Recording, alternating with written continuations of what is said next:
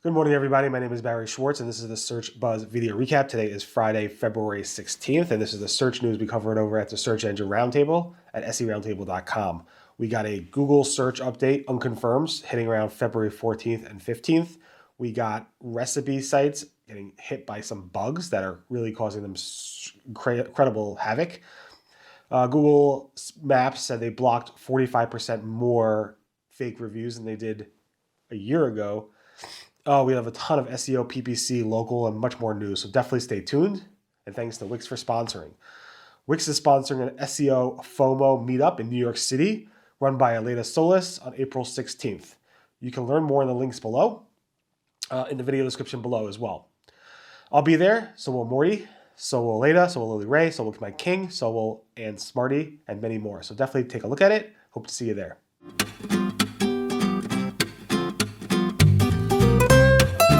Okay, so first up, we have this unconfirmed Google ranking update that started around Wednesday into Thursday. I didn't really check this morning yet, but it seemed to have calmed down a little bit. You can see there's a lot of chatter, and you can see by these tracking tools that they notice you see a significant spike at the end, towards the end of this week. Google has not confirmed anything, but as you know, we're all waiting for a significant big update from Google, which is surprised it hasn't happened yet. But keep in mind, there was also an issue yesterday with issues with feature snippets, which we'll get into in a minute. But first, more important news is that recipe bloggers seems to be starving.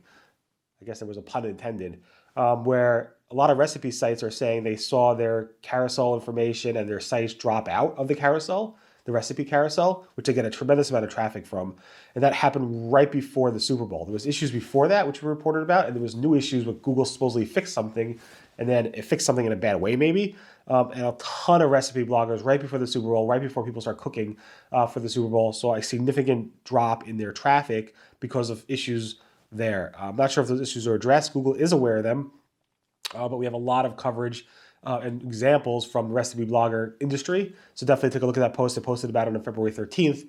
If you're definitely not alone there as well. And then on the feature snippet front, we had an issue with feature snippets where for a couple hours yesterday, Thursday, February 15th, the feature snippets just dropped out of the Google search results completely. They're back. They came back pretty quickly after a couple hours, but they were gone from around 7 a.m. Eastern to almost like 8:45, 8:30 a.m. Eastern on Thursday. It's very interesting. I'm not sure what happened. Google didn't comment. I did ask them for a comment, but they didn't really get back to me. So we will see. But there was one more issue where the Google Maps, the Google Local Pack, and the Google search results stopped showing up as well. So if you did a search for like dentist near me, it was actually on Valentine's Day. So you search for like florist near me, flowers near me, nothing would come up in terms of that local pack to show you local businesses that sell those items.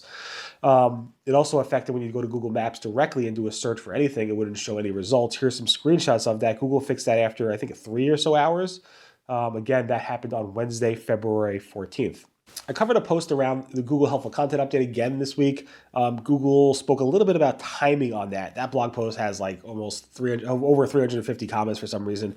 But in any event, Danny Sullivan went ahead and responded to somebody that said, basically somebody said that Danny Sullivan told me, this Google search liaison told me that you could cover from the Google Helpful Content Update within 2 weeks. And Danny Sullivan said, I never said that. And according to all the document, I never heard him say that. I would have probably covered if he said 2 weeks, but I never heard him say that. So things get obviously misaligned and miscommunicated. In any event, he went on and wrote this blog post basically, or this tweet basically saying that take a look at our previous documentation. And basically it requires Google, the classifier for the helpful document update is constantly running. So that's confusing. People think, oh, if the classifier is constantly running, I can update my content today and tomorrow I'll be ranking well. But no, Google also said that the classifier also takes into account, were you and have you updated your content over a long period of time? You can't just update it today and then tomorrow get better rankings just because you updated today. Google wants you to prove yourself over several months to make sure that your helpful content stays helpful and this doesn't get flipped back, because that's what spammers would do. So it does take several months. We haven't seen anybody really recover from a helpful content update, especially from the September 2023 helpful content update. But we will see. Hopefully there's a new one coming up soon. But supposedly, according to Google, you do not need to wait for a new classifier to be updated. It's constantly being updated, but it takes months and months for Google to trust that content has been updated, even though you updated it. Got it? Also, Google says that all sites that were hit by the helpful content, I think they were hit by the helpful content, were hit by the helpful content update. Danny Sullivan wrote, Another thing to keep in mind is that some sites I've seen that I've looked into where someone thinks they have a helpful content issue, they're fine. Their content is, he basically goes on, they're ranking in the top of the results. There's no fundamental content issues. So maybe it's another thing. Basically said, not all sites that think they have unhelpful content really actually do have unhelpful content. So make sure to look at the time frame of when you were hit. And if you saw a drastic hit on that September timeline when the helpful content update was released, then you might have been hit by the helpful content update. And we're like, oh, well, Google knows. Why can't they just show us in the Google Search Console? That's something I've been asking for over a dozen years.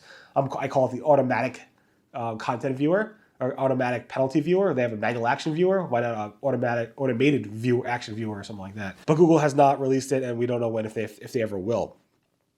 Danny Sullivan again on the EEAT isn't a ranking factor. He said EEAT is not a factor that factors into other factors. It's just not a thing, he said. And he said again, and of course that gets a lot of controversy. A lot of people talk about it, but he basically said EEAT is nothing. It's just some guidelines that we want our reviewers to look at it for you guys to consider because they align with other signals, but they aren't factors that factor into other factors at Google, he said.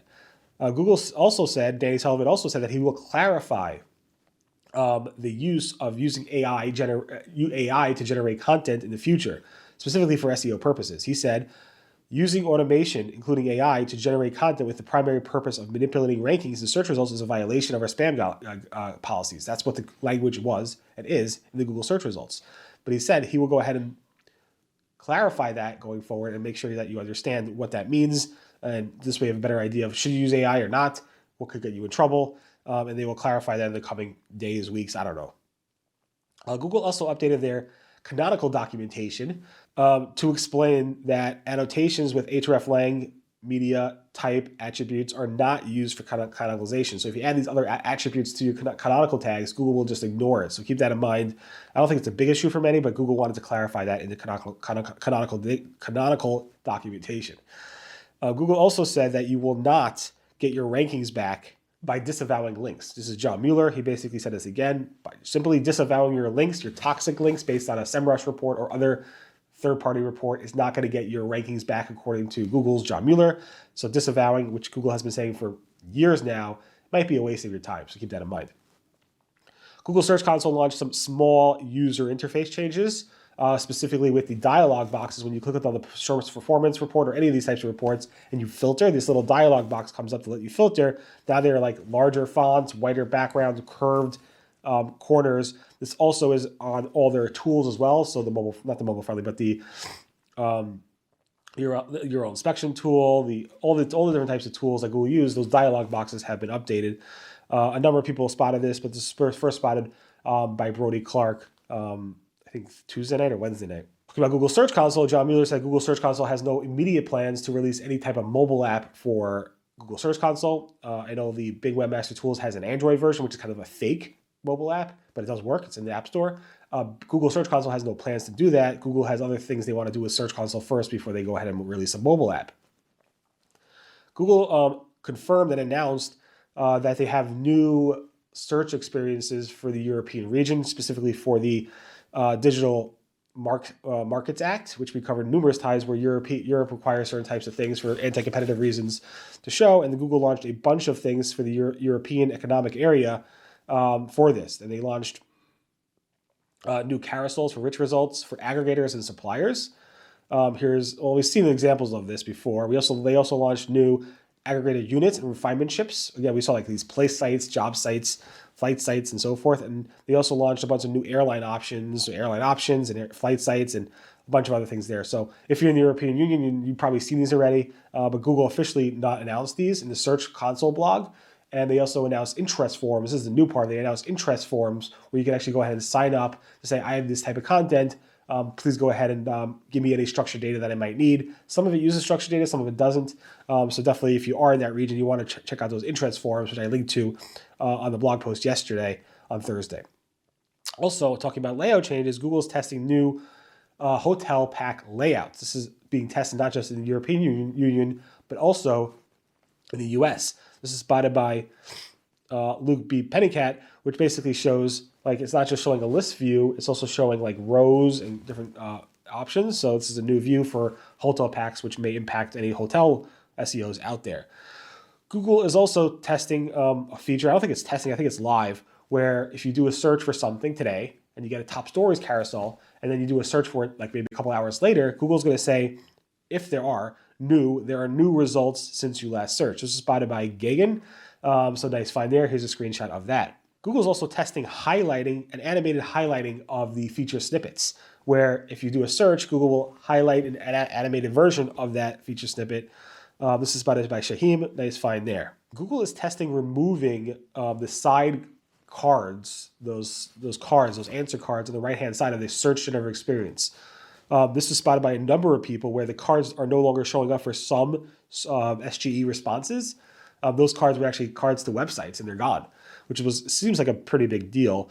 This is spotted by Jacob Landa and Bartos, who sent me these screenshots, as well as this is also spotted by Semantic Entity, who found it actually on January 31st. So nice find there. Google Maps announced that they have been fighting spam. They do this every year. They announce their spam fighting metrics, their data behind spam fighting, and they released some metrics over there. They said they blocked 45% more policy reviews from this year compared to last year. And let me share the numbers. So 170 million fake reviews, 12 million fake business profiles, 14 million policy violating videos, over 2 million attempts to make fake business profiles, and more. They didn't release the fake photos, but they said it was more there as well. And they kind of changed the numbers for fake profiles. So I'm not sure why I didn't keep it online, but I asked them, they said they just wanted to give us a different view of these perspectives. I don't know.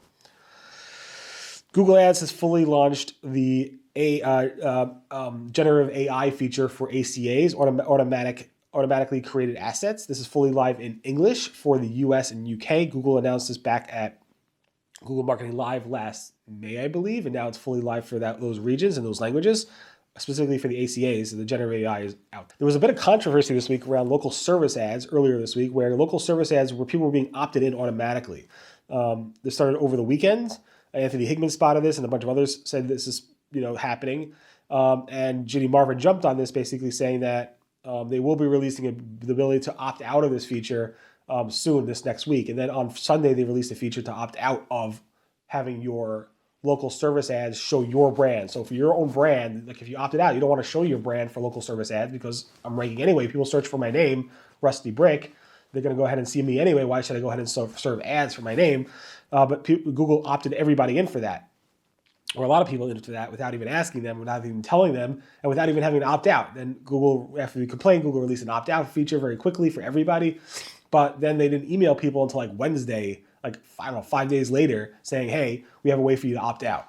So people are asking for refunds, but people say, asking for refunds is a pain in the neck. And Google's not automatically giving people refunds for that because they should just opt people in for these things. So we'll see. I think Google's going to be doing this a lot more, where Google Ads is opting people in for things that they don't want, just to get them to spend more money. We will see. I see more examples of that, and hopefully, I hope not to report on these things in the future, but it seems like I will be, so we'll see.